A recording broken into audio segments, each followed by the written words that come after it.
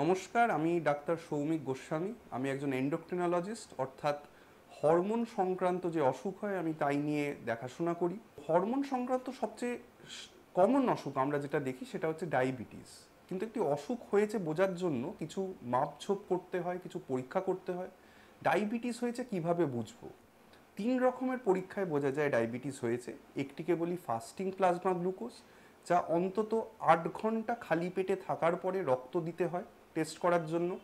সেখানে যদি গ্লুকোজের মাত্রা 126 বা তার বেশি হয় আমরা বলি যে এটি ডায়াবেটিসের লেভেলে চলে গেছে। আরেকটি টেস্ট আমরা করি যাকে বলি HbA1c, যেটা একটা গত 3 মাসের ব্লাড সুগারের অ্যাভারেজ দেয়। HbA1cর লেভেল 6.5% বা তার বেশি হলে আমরা বলি যে এটি ডায়াবেটিসের লেভেলে চলে গেছে। আরেকটি তৃতীয় টেস্ট, সেটি দুভাবে হতে পারে। একটি হতে পারে 75 গ্রাম গ্লুকোজ খালি পেটে 1 গ্লাস জলে গুলে খেয়ে তার 2 ঘন্টা পরে ব্লাড গ্লুকোজ যদি 200 বা তার বেশি হয় ডায়াবেটিসের লেভেলে গেছে। অথবা এমনি খাওয়ার পরে র্যান্ডমলি যে কোনো লেভেল 200 বা তার উপরে যদি যায় এবং সাথে কিছু কিছু সিমটম থাকে, যেমন ওজন কমে যাওয়া, জল তেষ্টা পাওয়া, অতিরিক্ত খিদে পাওয়া, তাহলেও আমরা বলি ডায়াবেটিস হয়ে থাকতে পারে। এবং এই যে 3টি টেস্ট বললাম, এর মধ্যে যে কোনো একটি টেস্ট দুবার বেশি আসতে হবে বা দুটি আলাদা আলাদা টেস্ট একবার একবার করে বেশি আসতে হবে বলার আগে যে হ্যাঁ, এই মানুষটির ডায়াবেটিস রোগে আক্রান্ত। এবার ডায়াবেটিস তো ধরা পড়লো, কিন্তু ধরা পড়ার পরে আমরা যখন সঠিকভাবে ওষুধ খেলাম, খাওয়ার নিয়ম মানলাম, ব্যায়াম করলাম, ডাক্তার দেখালাম, তারপর কিভাবে বুঝবো যে আমার ডায়াবেটিস কন্ট্রোলে আছে না আমার ডায়াবেটিস কন্ট্রোলে নেই?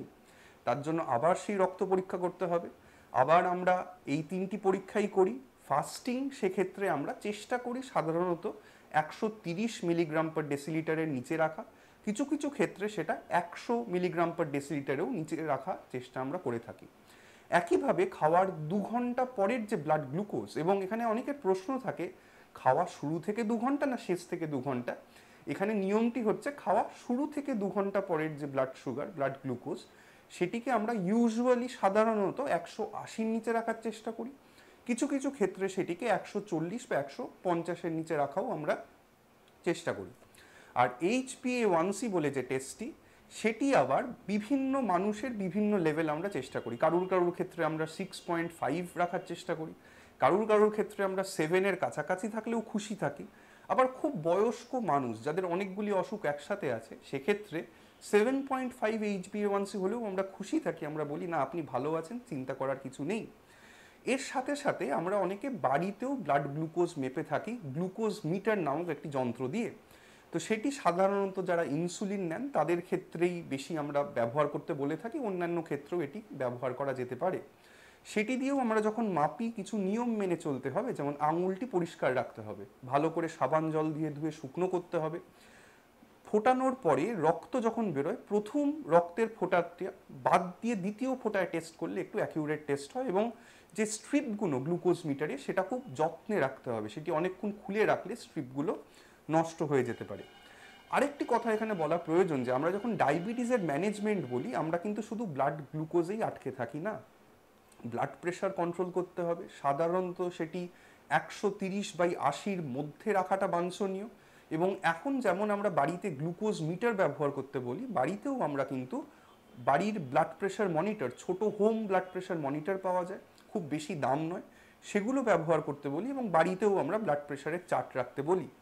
ব্লাড প্রেশার, ব্লাড গ্লুকোজ বাদে আমরা বলি যে কোলেস্ট্রল কন্ট্রোল রাখতে হবে। সুতরাং ডায়াবেটিস ধরা পড়ার ঠিক পরপরই আমরা একটি লিপিড প্রোফাইল করি, যেখানে কোলেস্ট্রলের মাত্রা দেখি, এবং পরবর্তীকালে হয়তো 3 মাস পরে, 1 বছর পরে বা 5 বছর অন্তর অন্তর, সেটা নির্ভর করছে আপনি ওষুধ খাচ্ছেন না আপনার পরিস্থিতির ওপর, আমরা এই টেস্টটি রিপিট করি।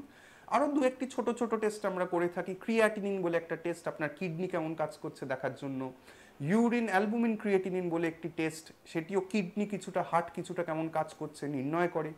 ইসিজি করে থাকি, আপনার চোখ পরীক্ষা করতে বলে থাকি। তো এরকম বিভিন্ন টেস্ট আমরা করে থাকি, কিন্তু বেসিক ম্যানেজমেন্টে ব্লাড গ্লুকোজ, ব্লাড প্রেশার আর কোলেস্ট্রল ঠিক রাখা, এই 3টে আমরা করে থাকি। এবং এই যে টেস্টগুলো কতদিন অন্তর করব, এর কিন্তু সবার জন্য একটি সিঙ্গেল নিয়ম নেই।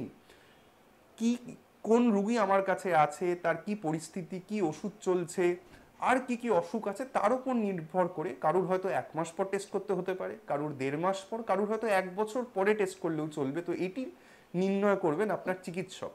তো আশা করি এই যে মাপ ঝোপ নিয়ে অনেক কিছু বললাম, অনেকগুলো সংখ্যা আপনাদের সামনে দিলাম, এগুলো আপনাদের কাজে লাগবে, এগুলো ডায়াবেটিস সম্বন্ধে আপনাদের জানতে আরও সাহায্য করবে। ধন্যবাদ।